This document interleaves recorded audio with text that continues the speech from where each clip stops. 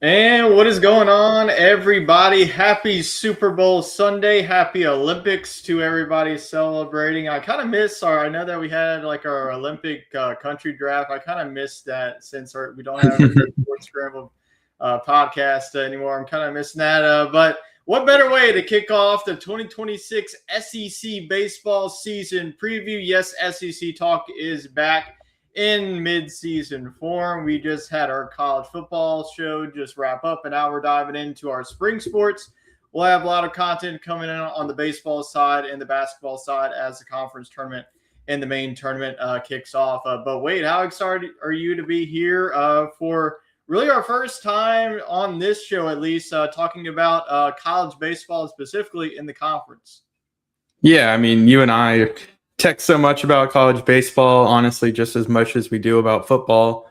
So it was only right that we expanded our coverage into baseball. Basketball, maybe not so much. We don't have a good rooting interest there for LSU, but we certainly do in baseball. And with us living so close to the action, it's something that we should cover. Can't promise it's going to be every week like it is for football, but we'll get on here a couple times a month and talk about what's happening, go over some of the stats and some of the players that make the best conference in college baseball what it is.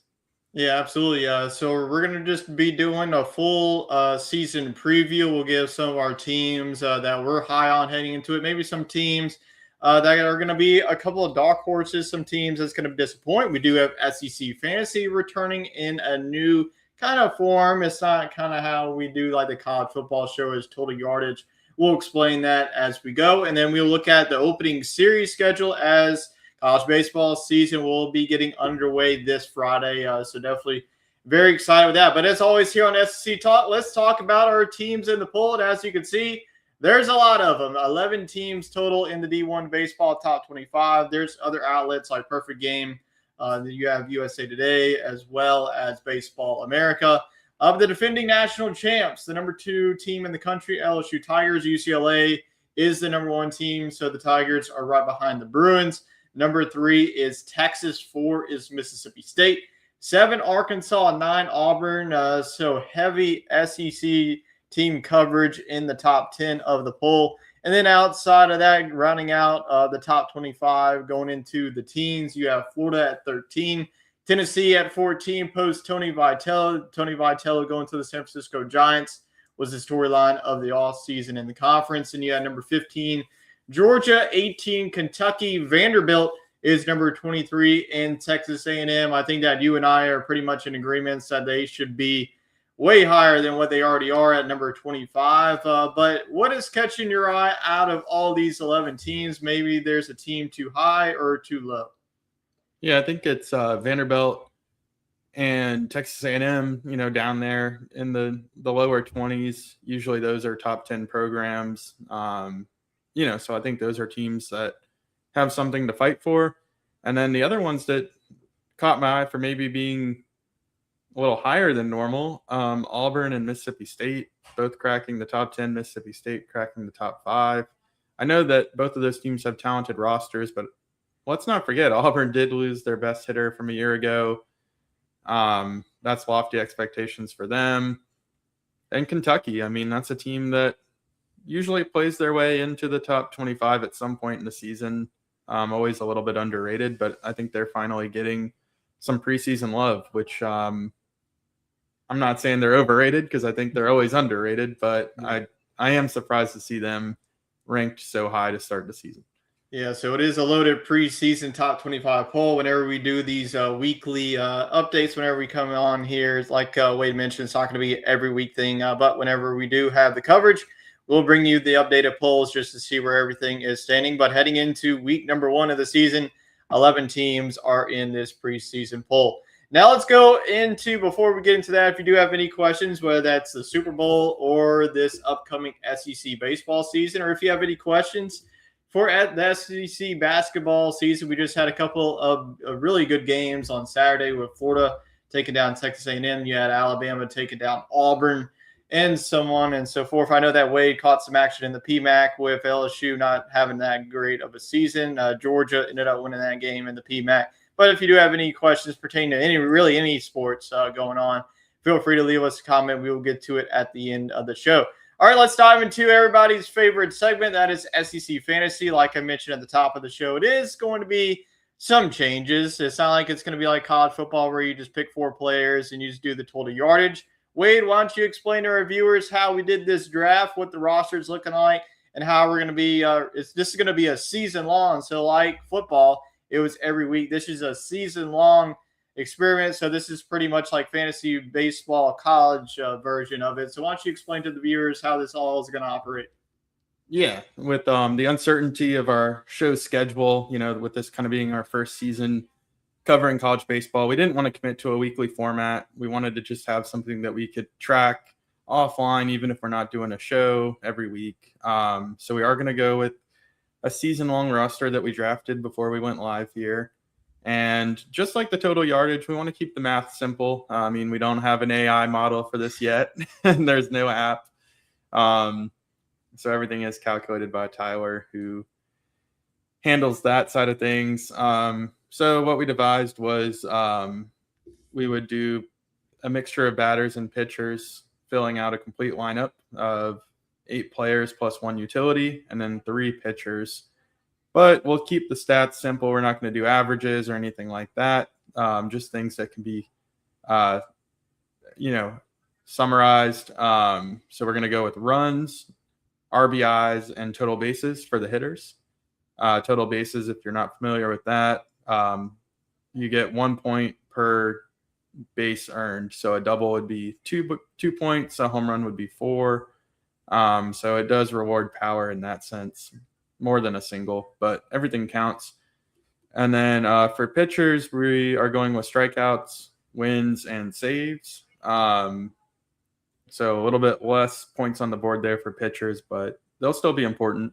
As last year, interestingly enough, if you're curious, Cade Anderson of LSU actually had more strikeouts than the SEC's leader in total bases. So pitchers, they can hold their own if you get a guy who truly is an ace. Yeah, absolutely. So let's go ahead and dive into the SEC Fantasy Player Draft.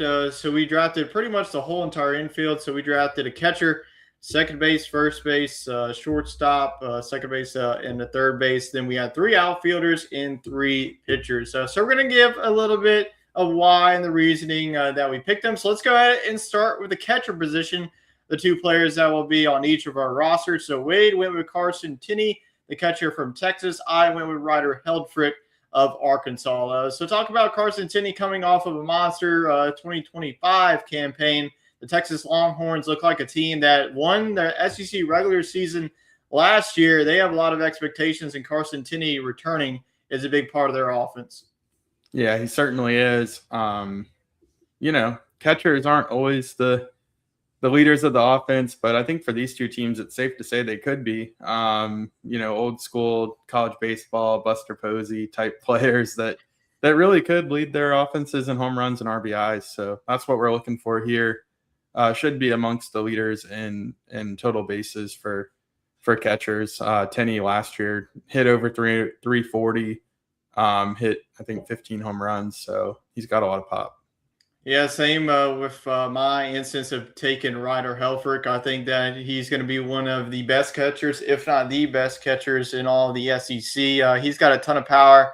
He can hit for average too. So I think that's exactly what we're looking for, especially in a format like this. And I think that Helfrich is going to be one of the leading hitters on this Arkansas team that has got a lot of talent on the pitching side, but as well on the hitting side too. I think that Arkansas is always a team that's going to be in the postseason. Whether or not they make it back to Omaha or not, I guess that's just going to be a tale of the tape.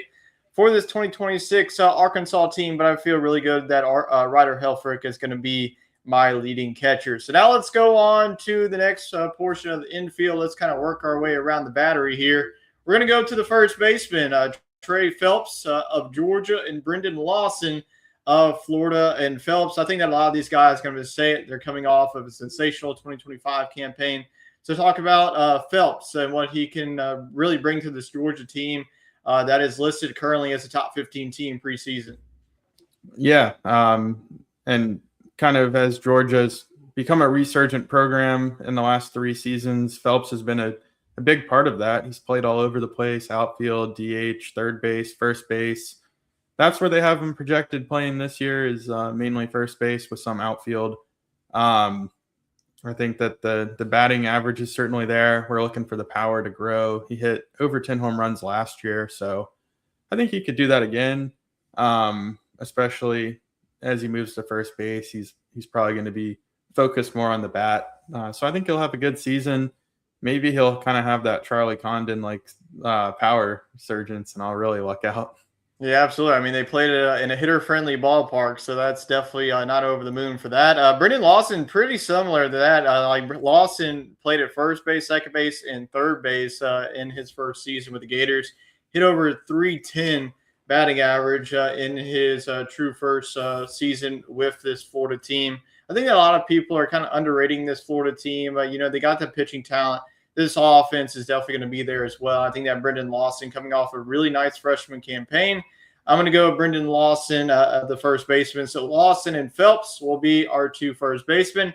Now let's move around to the second baseman, Chris Rimbert of Auburn. He is really the only second baseman from the SEC getting All-American honors, at least on D1 baseball. Then you had Ethan Mendoza, the second baseman of Texas. It just feels like there's going to be a ton of Texas players. He got a ton of talent. But Rimbert, probably the best second baseman in the SEC. So tell everybody why you picked Chris Rimbert and what he can bring to this Auburn team. That is, you're seeing it from the preseason polls. Like everybody's picking him as a top 10 team, and Chris Rimbert is going to be a big part of that. Yeah, he definitely is. Auburn preseason number 9, like you said, and they're really looking for Chris Rimbert to be at the heart of that lineup. He hit 344 last year, so definitely has proven he can hit in SEC baseball. Not a huge power guy. Honestly, didn't score a ton of runs or drive in a ton of runs, just over 50 in each category. But I think he's a guy who could be a total base merchant. I mean, I think that he could be a doubles hitter and maybe get those runs and RBIs up for me. But he's going to be on base, and that's what you need is guys that are on base, making it happen. And he really will set the tone for this Auburn Tiger offense. Yeah, it's a really solid pick there. I'm going to go Ethan Mendoza. It just feels like 1 through 9, this Texas offense is going to be loaded. And Mendoza, I think that is going to be one of those leading hitters for the Longhorns. So pretty simple. Really no other reasoning than that. I just think that Mendoza, he has experience playing in second base. So I think that Mendoza is going to really be a key piece for this Texas team that has all their eyes set on getting back to Omaha and hoisting that national championship trophy. So give me Mendoza. Now let's move on to one of the most important positions in all of college baseball. That's the shortstop position. And you're going to go with one of the best shortstops in not only the SEC but the country, Justin LeBron of Alabama. It feels like this is going to be it for LeBron at Alabama because once the MLB draft comes in the summer, he's going to be easily a top 10 pick. And Tyler Bell, also of Kentucky. So we do get our first Kentucky representative in this player draft. So Justin LeBron, I'm sure you're not going to spend too much time on him because we have seen the sample size that he is a very elite ball player in elite defense. I know that we don't have any defensive stats, but LeBron being your shortstop is going to be huge for you. Yeah, I mean, this guy screams future big leaguer. I mean, I think we both want him to keep that A on his hat at the next level too. Yeah, that would be nice. For the Braves. They could use him right away. But yeah, he does it all. Hit nearly 20 home runs last year. Kind of fizzled down the stretch, as did this Alabama team. I don't think they're going to be all that great this year, but I think that individually he'll put on a good effort and be near the league leader in most offensive categories, but there are a lot of good shortstops in the SEC this year. These two being the consensus top two, and then other guys with a lot of experience as well that we'll certainly check in on throughout the season. Yeah, you bring up a good point. Everybody's talking about LeBron and Steven Milan being the best shortstops, but I think that Tyler Bell is right up there with them. Like you talk about this Kentucky team, they're very underrated heading into the season. Like the SEC is very loaded. I think that Kentucky is one of those under the radar teams, and Tyler Bell, I think, is going to lead the team in hitting an average for this season. Like I mentioned, talking about friendly ballparks for hitters, Kentucky definitely has one of them. I know that Tennessee also as well, Georgia. Those are like the top three ballparks where you can hit the ball out the ballpark. I definitely think that Tyler Bell is an elite defensive shortstop. He's going to do it with the bat, and especially the format that we're doing, like total bases and all that. I feel pretty good about picking Tyler Bell as my shortstop. All right, let's go ahead and close out and round out the infield here with the third base. Henry Ford, that's one of the key transfers from Virginia going to Tennessee. We did have a lot of Virginia guys following their former coach to Mississippi State. Ace Reese, I mean, that was pretty much a given. You're going to see later in the show how high I'm very on Ace Reese. And honestly, Mississippi State as a whole, they have a ton of talent in their pitching as well as their offense. But Henry Ford, as we were looking at his, he could play first base, third base. So we are going to slot him in at third base for the sake of this player draft. But Henry Ford, a lot of talent coming from that 2025 Virginia team to a Tennessee team. That is obviously with a new head coach, no more Tony Vitello, but still going to be a very talented Tennessee Volunteers team. So talk about Henry Ford being your third baseman. Yeah, he's a guy that a lot of SEC teams had on their radar. A lot of people thought he might end up at Mississippi State. Ace Reese might move over to shortstop, but that didn't happen. That would have been crazy to have these guys on the same team. I'm sure LSU made a phone call. They needed a third baseman, ended up getting one by way of Trent Caraway. But Tennessee, I mean, they always have a power hitting third baseman, right? So they needed the next guy up, and I think it will be Henry Ford. Now, whether he sticks at third or if he moves across the diamond to first remains to be seen. Honestly, the same could be said for Trey Phelps. So my lineup might change. You have utility players all around your roster. Yeah, I mean, that's typical for college baseball. These guys are all really good athletes, and a lot of them probably played shortstop in high school. So, but Henry Ford, the bat plays for sure. He hit over 360 at Virginia. Not a ton of power, but I think it's coming. He hit 10 home runs last year. I think he could easily reach that total this year. The average might drop a little bit here in SEC ball, but if he could be like a 320 hitter with like 15 home runs, I mean, I think he would be living up to that first team all SEC honors. Yeah, absolutely. I'm not going to spend too much time on why I picked. Like I mentioned, I'm very high. I'm putting all the chips on Ace Reese. He's coming off a phenomenal year in 2025, hitting over 350 for the Bulldogs. And Mississippi State, they got, like I mentioned, they helped him out in the offseason. So Ace Reese, like we're talking about with a lot of players, it feels like he could play any position in the infield. He is listed as their starting third baseman at the moment. Could that change? He could play second base, first base. Like I mentioned, he is pretty utilitarian in pretty much any position in the infield. And I think that Ace Reese, he's going to have another great year, and he's going to be one of the best college baseball players in this 2026 season. All right, so that is all of our infielders. Now let's move on to the outfielders. We do have 3 outfielders each. It doesn't matter if they're center field, left field, or right field.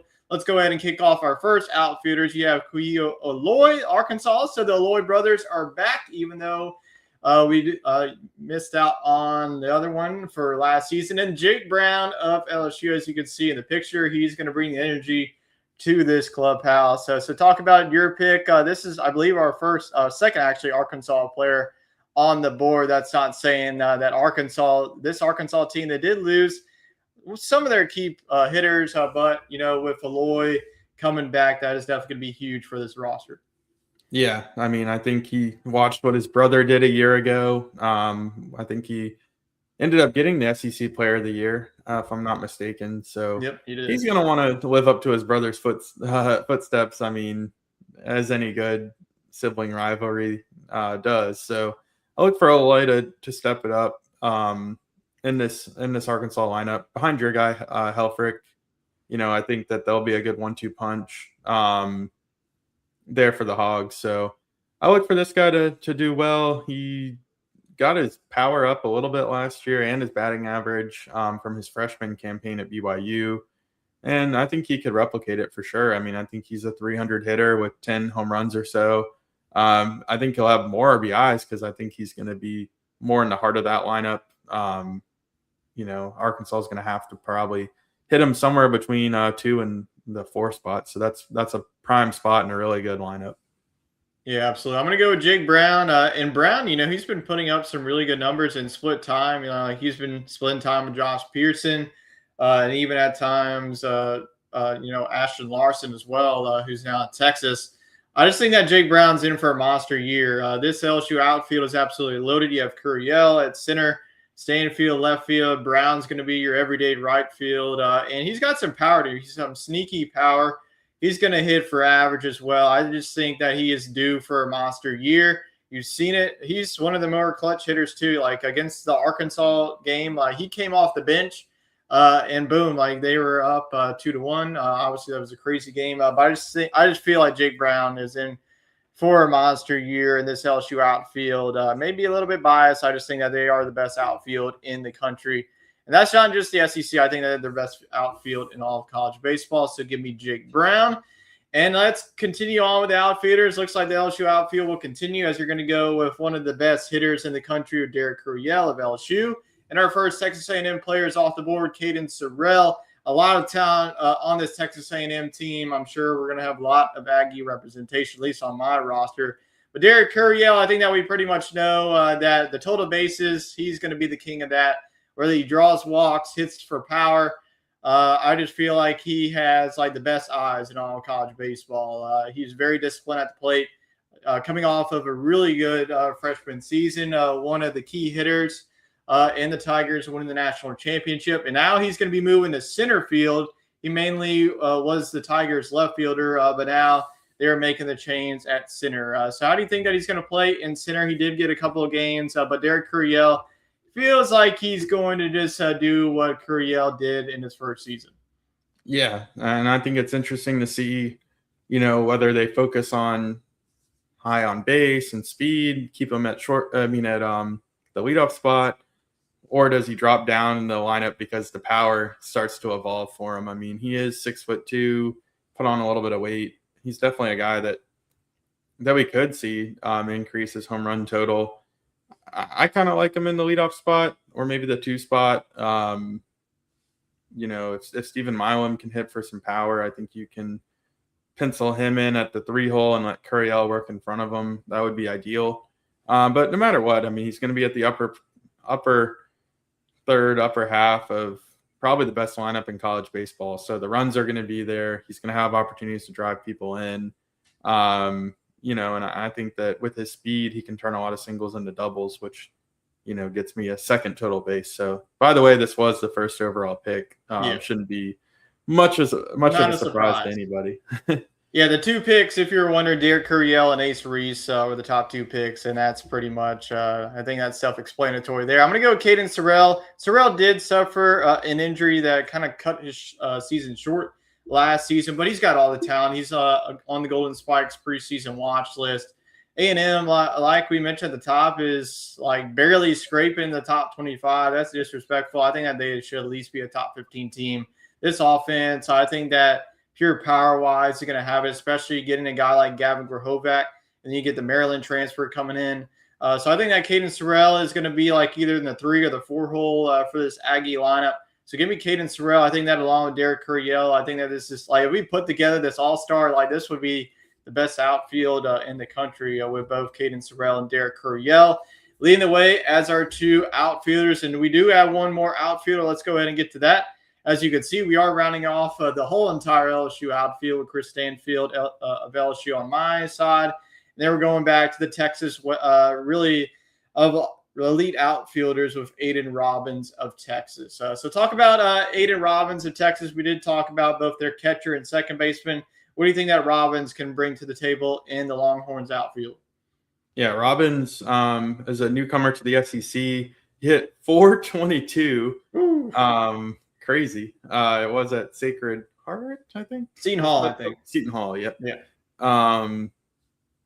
So we'll see if that average can translate to SEC ball. I don't think he'll hit 400, but I think he could hit 300 and be a very effective part of this Texas offense. Again, it's like LSU. I mean, both of these guys, you want a piece of those two lineups. They're projected to be the top two in the conference. There's going to be a lot of opportunities to score and drive in runs, and these two will be near the top of their lineups and scoring a lot of runs for their respective teams.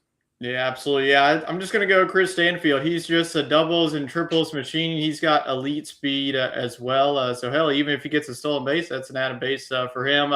He only got one home run last year, and Wade and I were actually at that game against Dallas Baptist. So, I'm not sure. I mean, at Auburn, like in his first two seasons, the power was there. So, maybe he just puts the flip of the switch. But he's an on-base machine. He's going to get, like I mentioned, a lot of extra base hits. With the speed that he has, his defense is obviously going to be there. It's going to be a new position going now to left field. But I think that Chris Stanfield, I think that he's listed as a number 61 player and outfielder. I think that's a little bit disrespectful. I think that Chris Stanfield has a lot of experience. He's a seasoned veteran in the conference. I think that, like I mentioned, I mean, it's no shock that we have the whole entire LSU outfield. I just think that that's what they are going to be. So now let's go on to the pitchers to close out this SEC fantasy baseball draft. Your first pitcher, actually no, before that we have our utility players. Sorry about the utility players. I totally forgot about y'all. But Stephen Monster Milam of LSU, and then Chris Hakopian. Sorry if I'm mispronouncing your name, but Texas A&M. If you want to talk about batting average, he hit well over, I believe it was 350 at Maryland last season. And then Stephen Milam, he really turned it on in the postseason, especially against West Virginia and then against Arkansas Little Rock. So Stephen Milam, one of the best defensive shortstops in the country. He can hit both as lefty and righty. He's a switch hitter. Don't really see that too often in college baseball, but Stephen Milam coming back for another season in Baton Rouge. I mean, his first two seasons have been pretty good. What are your expectations for the Monster heading into 2026? My expectations are sky high. I mean, He's playing the premium position. He's a switch hitter, and his first year he hit 320 with 10 home runs. So, last year I think that average and power took a little bit of a dip until the postseason, but he did come on at that time. I'm looking for him to put it all together this year. I mean, last year was his first season at shortstop. I think he had to kind of put a little emphasis on defense and maybe less work with the bat. But now he's got a whole year under his belt as the starting shortstop, hitting from both sides of the plate. So I think he's ready for this role. And by the way, I think he's going to slot into that 3 spot in the lineup, maybe the 2 spot. So they're hoping that he can hit for some power, hit the gaps for some doubles. I think he puts it all together and is one of the more well-rounded players in the SEC, challenging a guy like Ace Reese for first-team shortstop and Justin LeBron, my shortstop. Yeah, I'm just going to go with another Texas A&M player. I just think that they're going to be that good on offense. And like I mentioned, this guy hitting over 350 at Maryland. And the Big Ten is not that bad of a baseball conference. Obviously, you do have UCLA pretty much being the powerhouse of that. But I think coming out at Texas A&M, I think that he's going to be one of the best contact hitters in this Texas A&M lineup. He's going to hit for power. So that's going to work well for me in this total base category as well. So Stephen Milam and Chris, I'm not even going to try and pronounce his last name because I don't want to butcher it and get people mad at me. So let's go on now to the pitchers. We do have our utility players. I mean, you can have the pick of the litter in the pitchers. There is a ton of talent, both starting pitchers and closer roles. We're going to go with probably the 2 best pitchers, starting pitchers, that is, heading into the season. Liam Peterson of Florida and Dylan Volantis of Texas. Volantis did win the SEC Freshman of the Year honors along with Derek Curiel. It was co-freshman of the year.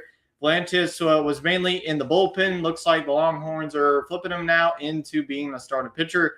Liam Peterson is going to be slotted in as the Friday night guy. So Peterson feels like you are very high on heading into the season for the Florida Gators. Yeah, anytime you can get Florida's Friday night guy, Yeah. you feel pretty good about it. I mean, they've really pumped some starting pitching talent into Major League Baseball.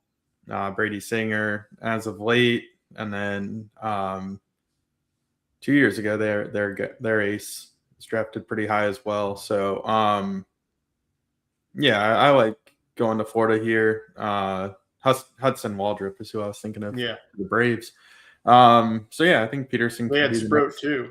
Yeah. So I think he could be the next guy in line, working out of that Friday night spot.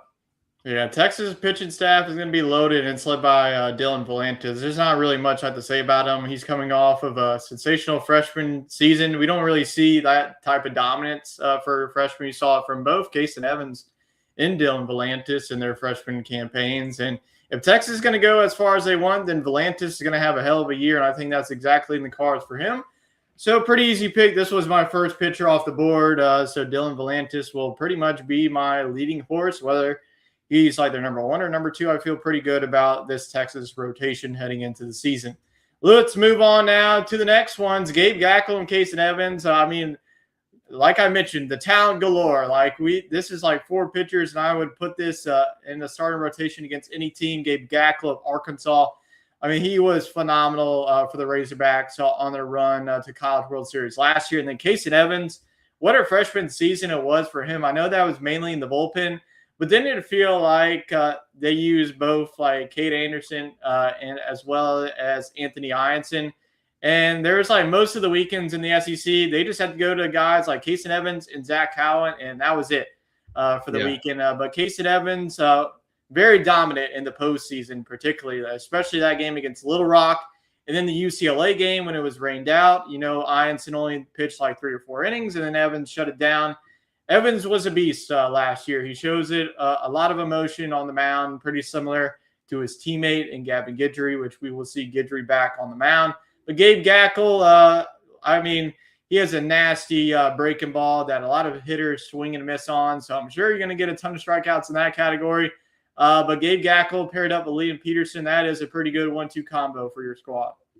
Yeah, I mean, I think both of these guys could grow into elite Friday starters. They didn't have to be for their team last year because they had elite talent ahead of them.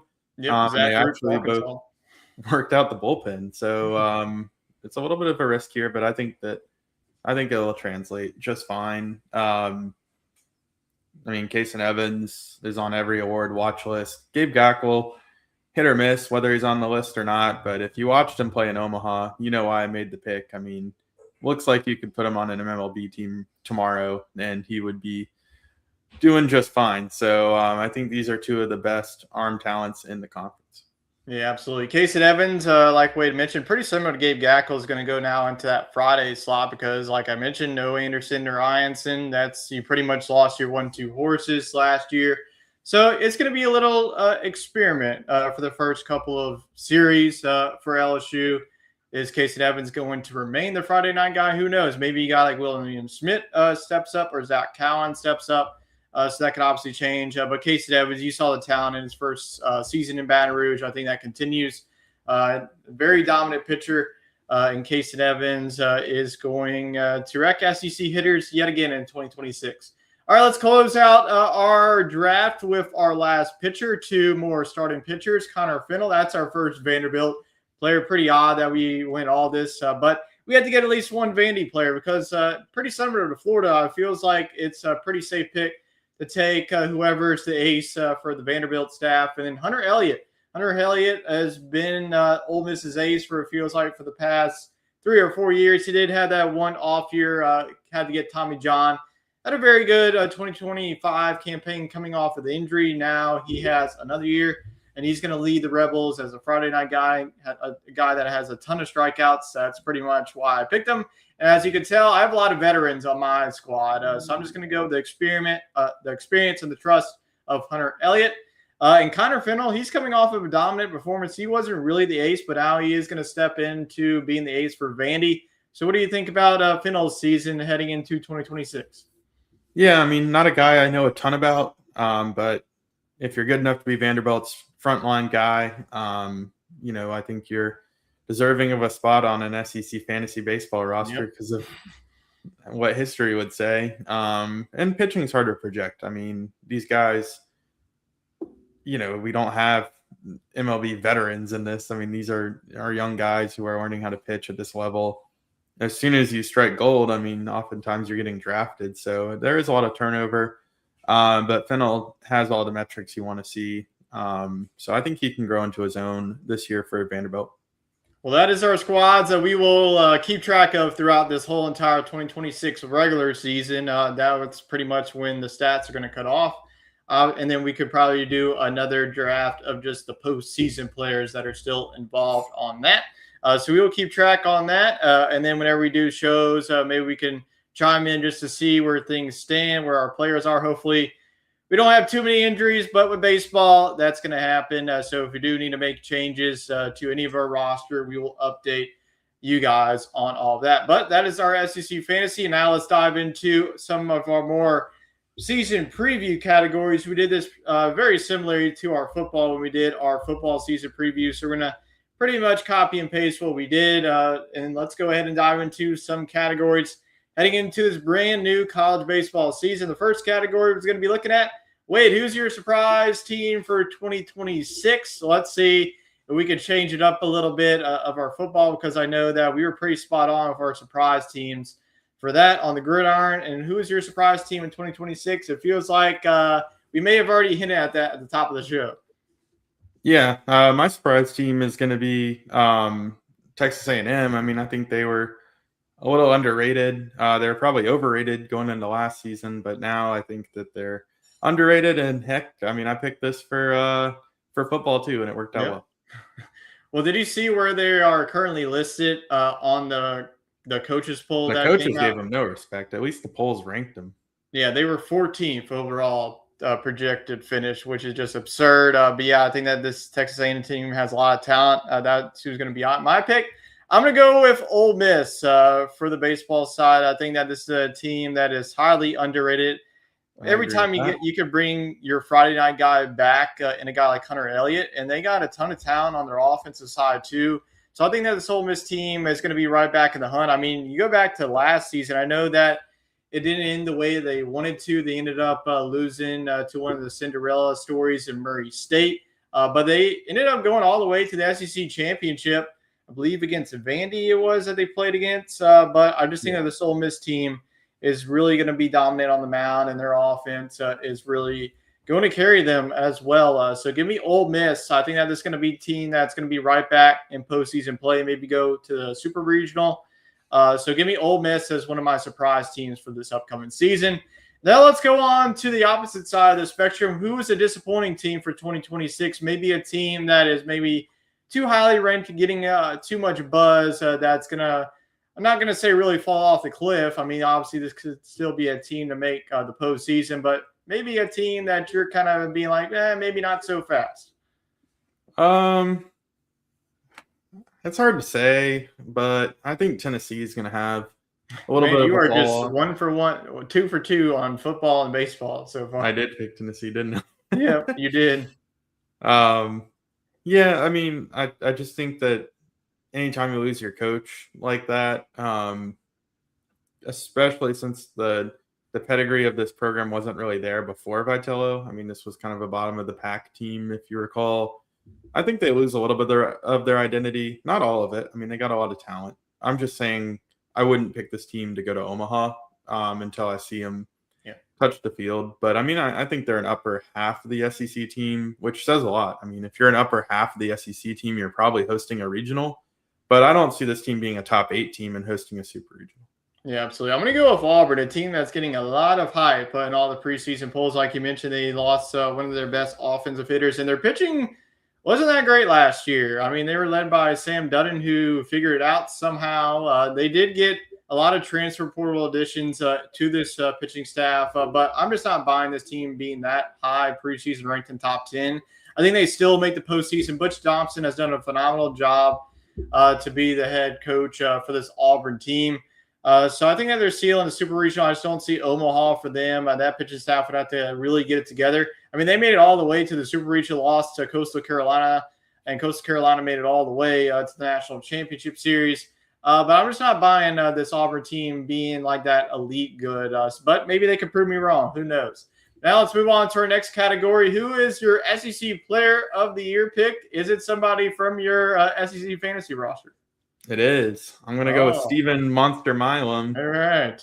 Maybe not the LSU Tiger a lot would expect. Curiel is probably the more popular answer. But I think Milam, like I said, I think he's primed for a big season. I think he's obviously got the glove figured out. He's going to step into a premium spot in that lineup. And I think the power plays. I mean, I think he could hover right around the 300 line.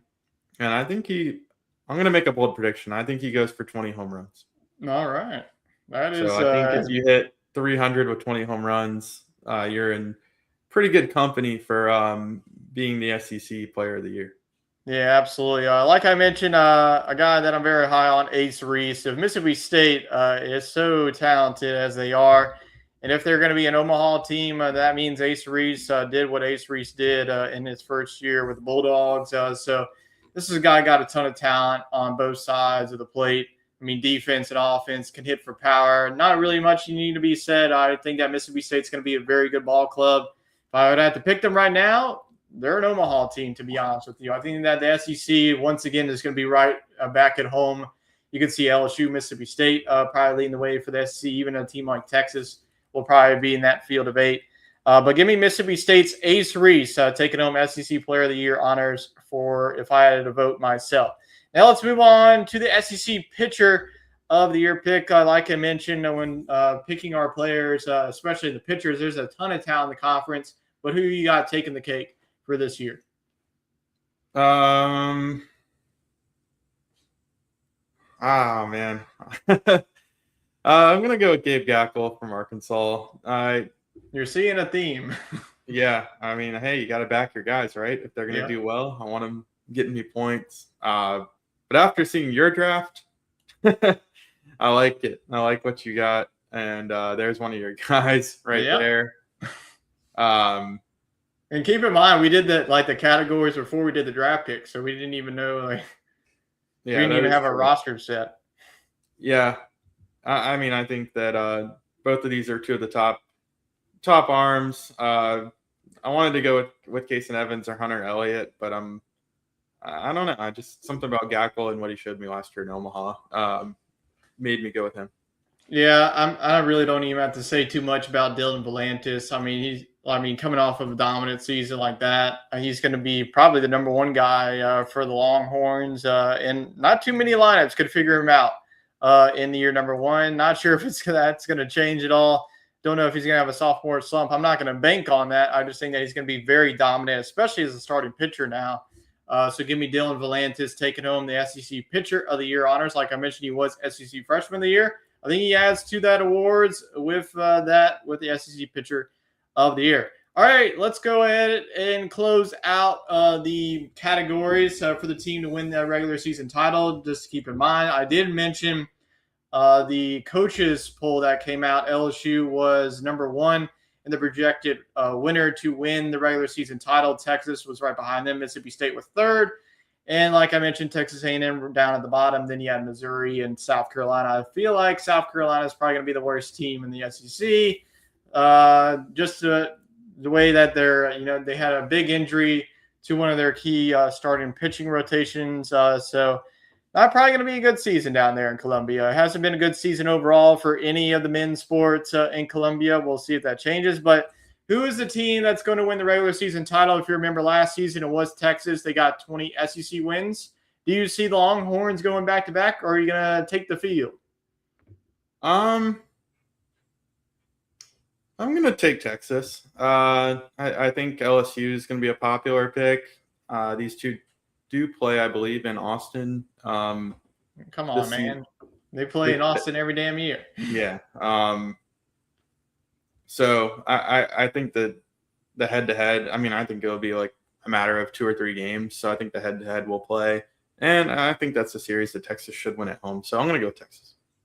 Well, I'm going to go bias or not here. I'm going to go with LSU. I mean, until Jay Johnson proves me wrong, I mean, this is a team that has won a lot of national titles, but it's been quite a minute since they did win the regular season crown. So I think LSU, they did lose their 1-2 punch, but my gosh, that pitching staff is absolutely That's loaded. really good. Their offense, I know you lost a lot of your key power hitters like Jared Jones, Ethan Fry, Daniel Dickinson. But what Jay Johnson does, like Lane Kiffin, he's the transfer portal wizard. He just finds guys like Zach York is going to hit a lot of bombs in Alex Box Stadium early on. Then having like the best outfield, like you can. I mean, you don't even have to think about like who's going to be in left field and right field. You just plug in the same three guys every single week, and getting a guy like Caraway at Oregon State, I think he's going to be a very sleeper pick. Same with Braden Simpson. I mean, even we haven't even talked about Cade Beatty. Like I think that he's having a really good fall and spring. This LSU team, until they prove me wrong, I'm going to keep picking them to win some titles. So give me Jay Johnson's squad to win the regular season title. So going to go. Two pretty vanilla picks. I mean, I obviously would go with Mississippi State if I was going outside of LSU. I'm very high on the Bulldogs this season, but we're going with Texas and LSU, pretty as cookie cutter as you can get. But now let's go on to our SEC baseball opening series schedule. We do have opening day happening on Friday. We do have one key headliner series out there in Arlington, Texas. We do have Oklahoma, Vanderbilt, and Arkansas taking part in the college showdown. We do have some other tournaments in like the week 2 and week 3. We'll have another college showdown in Houston. You'll have a Jacksonville tournament. I believe you have a Frisco tournament as well. But Oklahoma, Vandy, and Arkansas, they're going to play a lot of key, powerhouses like Texas Tech, Oklahoma State's of the world is going to be involved in that early test. So that's going to be a very good test to see how good those three SEC teams are. So that's definitely going to be a good test for them. Looking outside of the other series, you have Milwaukee at LSU, Wright State at Georgia. It feels like Wright State is always in the tournament. Kentucky going on the road to UNC Greensboro. So that's kind of an odd road trip. You see it with college football as well. Northern Kentucky at South Carolina. So this is probably one of the few series that South Carolina has a chance at winning. Nichols is going on the road to Tennessee. Hofstra at Mississippi State. Youngstown State's going on the road to the Plains to face off against Auburn. And then Nevada. Gosh damn, what a road trip that will be, going all the way from Nevada to Oxford, Mississippi to face off against Ole Miss. So looking at this first slide at least, so what are you looking forward to? Obviously, you're probably going to say the college showdown, but what's team maybe, outside the top ones that we've already talked about that you're keeping an eye out on week number 1? I think Wright State, Georgia. I mean, Wright State, like you said, has been a playoff team in recent years. And, I think hitting kind of trumps pitching early on in the season. You can see a lot of power in that series. Yeah, absolutely. So let's continue on with the schedule. We do have a couple more. I couldn't fit everything. There's like a ton of series happening. We got Washington State at Alabama, Missouri versus Mountain St. Mary's. Looking at this is not at Mountain St. Mary's. They're playing this one in Florida. So that is going to be an early test for Missouri. You have UAB at Florida, so you got an in-state showdown. Tennessee Tech, they were, I believe, a super regional team a couple of years ago at Cinderella Store. I believe that they took down Ole Miss, if I'm correct. They're going on the road to Texas A&M, then UC Davis in Texas. So that is your opening series schedule. Like I mentioned, it's kind of similar to college football. You don't really have too many like powerhouse. It's obviously like Tennessee Tech and Texas A&M will be a really good series. You'll have some really good series in between. I mean, you may have a couple of upsets in between. But that is your opening series. I cannot wait for this college baseball season starting in just a couple of days away. But that is all of our college baseball. And since it's Super Bowl Sunday, Wade and I, let's go ahead and get into our official Super Bowl 60 predictions between the Seattle Seahawks and the New England Patriots. Kickoff in just a little bit over 30 minutes now out there in Santa Clara. Both of these teams pretty similar records. Really nice storyline with two of these head coaches as well. Mike Vrabel, first season in New England.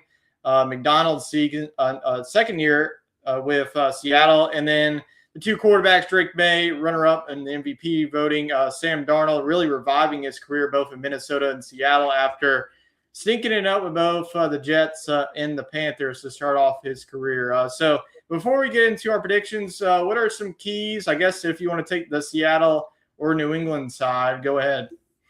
Yeah, I'll take it for Seattle. I think the key for Seattle is who's going to be the second receiver to step up, because they're gonna clue in on JSN with Christian Gonzalez, and New England secondary is pretty good. So are we going to see Rashid Shaheed make a big play? Yeah, you can't let him get a kickoff return either. Yeah. I don't think he's going to touch the ball on special teams. I think they're going to keep it away from him. Yeah, Beauregard is going to kick that thing out of the end zone. But I think ultimately JSN will have a big play. They just got to be patient, and somebody else has got to eat up some yardage to open up opportunities for him. That includes the run game. I mean, Kenneth Walker's got to keep this New England defense honest and keep the running game alive. But I think Seattle's got to play through their skill players, whereas I think New England can play through their quarterback. I think Seattle has better skill players, but I think New England's got the better quarterback. So it'll be interesting to see how that plays out. Seattle's defense has been really, really good anytime they're not playing the LA Rams. Yeah.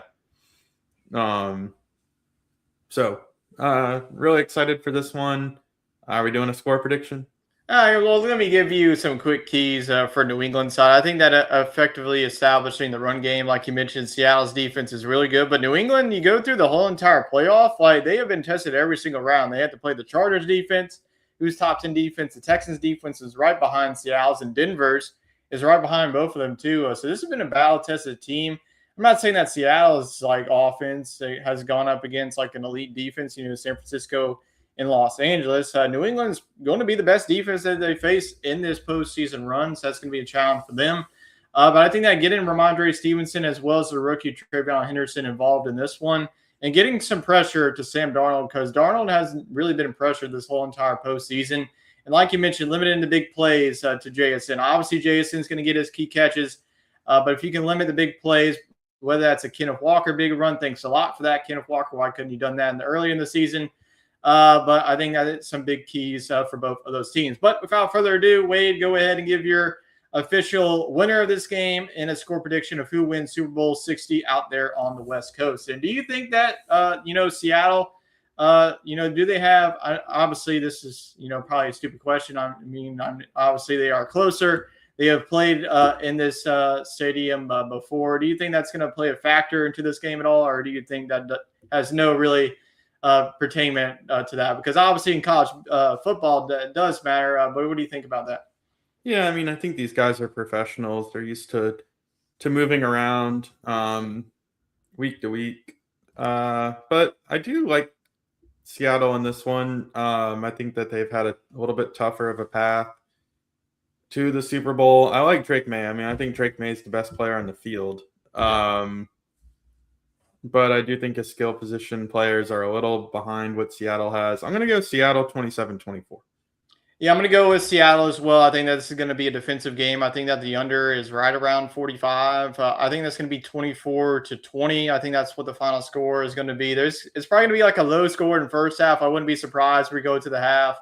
It's like 10-7, an ugly game. I think that, whoever wins the turnover battle, that's definitely going to be huge for that, because New England, like in some of their games, like the Houston game, they allowed CJ Stroud had 4 interceptions.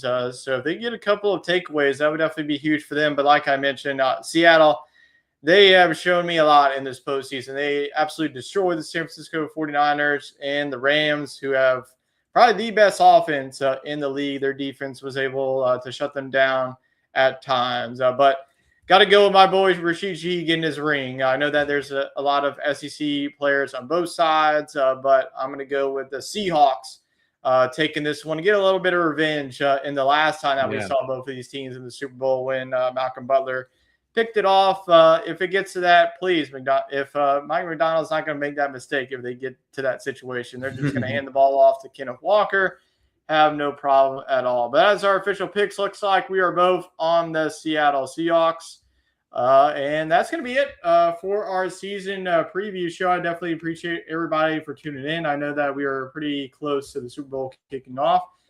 you can always watch this after that as well. But we appreciate everybody for tuning into tonight's show. And like we mentioned at the top, this is not going to be every week thing. We will be here, yes, whenever we feel like it. And then we will have some shows like in between, like I mentioned, we have our college basketball SEC tournament. So we'll have the men's. Maybe we'll do the women's as well, but we'll mainly focus on March Madness as we have our March Madness bracket reveal to see if we can continue on a hot streak. Because I know last year I finally broke my schneid and picked the Gators to win the national title. It ended up working out, so we will see what that happens. But we appreciate everybody for tuning in. Let's kick off a nice Super Bowl and a college baseball season upcoming. So hope you enjoy the rest of your night, and we'll see you next time right here on SEC Talk.